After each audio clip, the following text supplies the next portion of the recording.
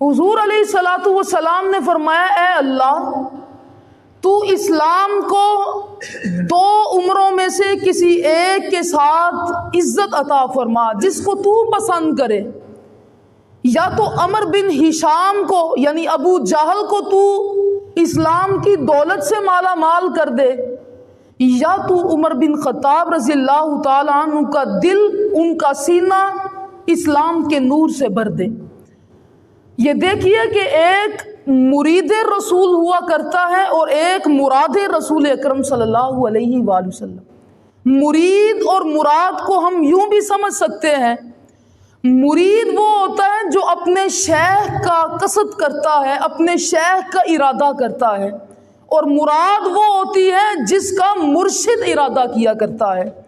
حضرت سیدنا عمر بن خطاب رضی اللہ تعالی عنہ کے علاوہ جتنے بھی صحابہ اکرام ہیں، حضرت سیدنا ابو بکر صدیق یہ مرید رسول ہیں، حضرت عثمان غنی یہ مرید رسول ہیں، حضرت علی المرتضیٰ یہ مرید رسول ہیں،